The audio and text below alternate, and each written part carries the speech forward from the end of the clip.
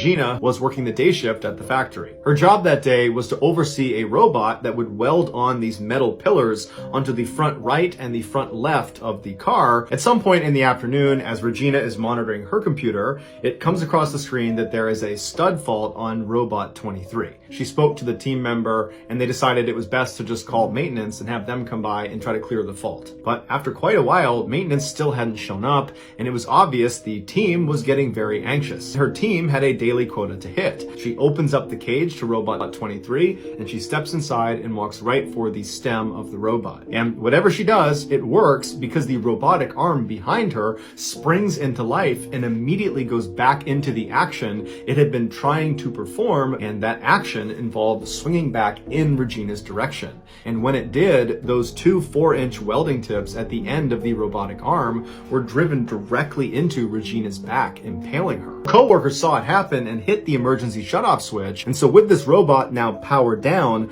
the welding tips were now run all the way through her upper back and pressed up against the wall. She slouched over, but her eyes were wide open. She was conscious, but she didn't make a sound. The team leader hopped on a forklift and sped across the factory floor towards the break room. He found a maintenance worker and he dragged him out, and they sped back across the factory towards the Robot 23 cage. When they got there, they took this maintenance guy and basically thrust him into the cage and told him to get Regina out. But the maintenance worker didn't speak any English. He was terrified at what he was seeing. Tempers were flaring, and before long, the maintenance worker just got overwhelmed and ran away. When emergency crews finally arrived, they were able to get her off. They sent her to a hospital, but it was too late, and she died at the hospital. It would turn out Regina's company, Agent, had not properly trained her or any of her coworkers. All Regina and her coworkers knew is that the most important thing is hitting your quota at the end of the day. Susan was fighting with her husband Mike, and Susan had finally gotten the courage up to tell Mike she wanted a divorce, and Mike did not want a divorce. She pulled into the driveway of her one-story Cape Cod home. She went in the back door, and right away she saw a note that her husband had left. And the note just said, "Sue, I've had trouble sleeping. I've gone to the beach. I'll see you in a couple of days." And she noticed the first floor bedroom was really dark, and as she's staring at the room,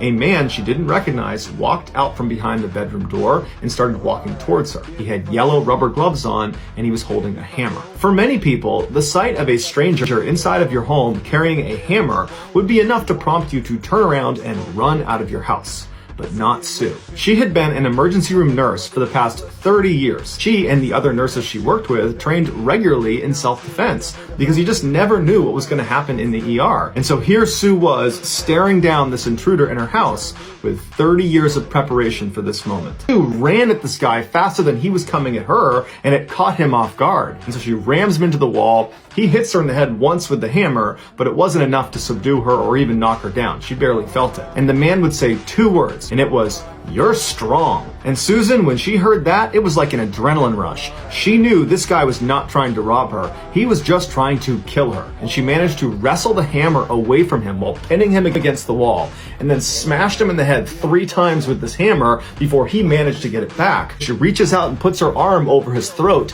and puts him in a wicked chokehold, one that he was not getting out of. And she proceeded to choke him to death. And her attacker turned out to be 59-year-old Ed Haffey. They discovered Ed's backpack inside of Susan's house, and in it was a notebook that contained instructions for what to do after he killed Susan.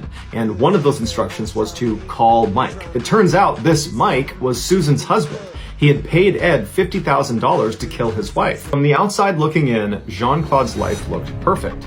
But looks can be deceiving. Jean-Claude's best friend, Luc, received a call informing him there had been a terrible accident. In the night, a boiler had caught fire inside of Jean-Claude's house, killing his wife and his children. Jean-Claude had barely escaped alive, but when he got to the hospital, he had slipped into a coma. The 2 men had been friends for nearly 20 years. They were both doctors, they both got married at almost the exact same time, their kids had grown up together, and now Jean-Claude's family had been completely destroyed. Later that day, when Luc arrived at the hospital to see his friend, he was met with 2 policemen standing outside of his room, barring anyone from going inside. And when they realized Luc was his best friend, the policeman said, "Hey, can we actually pull you aside and talk to you about Jean-Claude?" And so Luc was confused, but he walked over and sat at a table with the 2 officers, and they proceeded to tell him that the fire that had killed Jean-Claude's family had not been an accident, and Jean-Claude was not a doctor. Jean-Claude had enrolled in medical school, but he failed to show up for his first year exam. He told his friends and family that he was following normal medical studies, and eventually he told them he had become a doctor. He asked his friends and family to give him their life savings so he could invest them into these schemes that he knew about, and because he's this very successful, reputable doctor, people agreed and gave him their money. Some of these people began doing some research and they found his name was not listed on the World Health Organization's staff list. Jean-Claude knew it was only a matter of time before he was exposed, and the way he handles it is he drives to his parents' house and he kills his parents and their dog, and then drives back to his house and kills his family, takes sleeping pills, and then lights the house on fire. But firefighters were able to get to him and pull him out before he could take his own life. He was taken into custody and he made a confession. He was convicted of murder in 1996 and given a life sentence, but in 2015 he became eligible for parole, and in 2019 he was released. Audrey was one of the best freedivers in the world, and this day she was trying to become the best freediver in the world by breaking the world record for the deepest depth achieved by a no limits freediver, which was 170 meters. They released the sled and she began rocketing down towards the bottom of the ocean. If all went to plan, she would be back on the surface in 3 minutes. Audrey's descent was going perfectly until she hit the 164 meter mark. Because of the bad weather on the surface and all the rough water, that new lightweight cable she had, it was too light, and so the waves caused it to sway, and down at 164 meters, that swaying caused kinks in the line itself. And so as the sled was coming down, it caught one of those kinks and stopped at the 164 meter mark. And so Audrey just had to sit there for 30 seconds until finally that kink straightened out. Now, that 30-second delay might not have mattered if everything else in the dive went perfectly, but unfortunately, it did not. Once Audrey had set the record by hitting 171 meters, her sled came to a stop. And now it was time for her to go back up to the surface. She reaches over and turns the valve that's supposed to inflate the balloon that's going to bring her back to the surface. But after she turns the switch, nothing happens. The balloon does not inflate. A standby diver noticed the sled was not moving up when it should have been, and so he rushed over and jammed one of his extra hoses with extra air up into the balloon and tried to inflate it himself.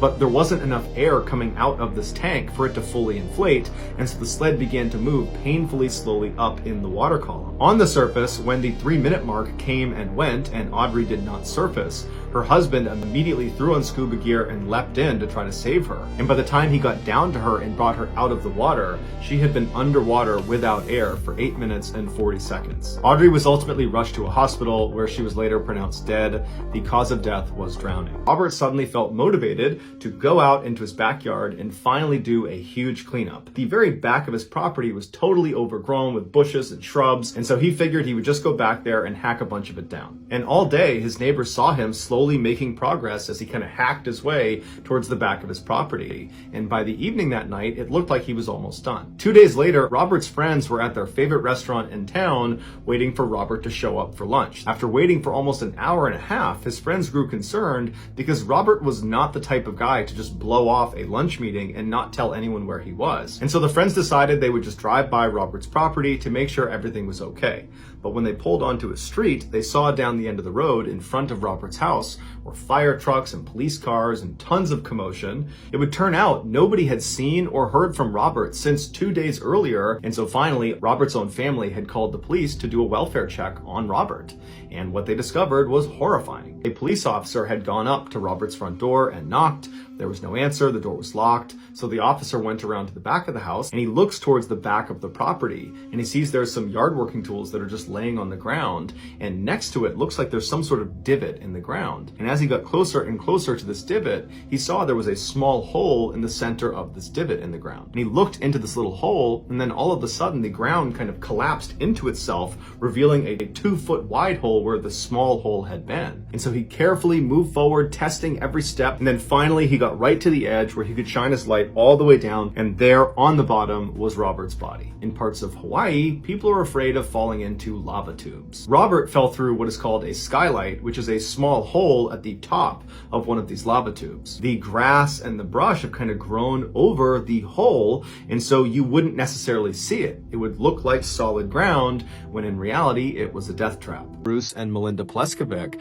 received some very exciting news. Their daughter, named Anna, and her fiance named Jeff were expecting a baby. Anna still lived at home with Bruce and Melinda. Jeff would move into Bruce and Melinda's home. Anna was home alone with her young daughter. She suddenly hears someone trying to open the back sliding glass door on the back of the house. She happens to look out one of the windows that looked out into the backyard, and standing right up against the glass is this unknown male figure with his face pressed up against the glass. And then this guy, he notices Anna and he ducks down out of view. And so she just turns and runs back towards the front of the house. She runs upstairs, she goes in a bedroom, she locks the door, and she calls the police. But by the time the police come out there and they look around, they can't find this unknown figure that was at the back of the house. The Pleskovic family was now totally on edge. In fear, these strangers were going to come back, and unfortunately, these strangers would come back. A few months later, Anna was home with her daughter, along with her mother. She hears the sound of somebody trying to open that back sliding door. And she kind of peeks her head down this hallway. There are two large adults standing at the back door trying to force open this door. These two strangers, they turn around and they run. The police come out, they search the property,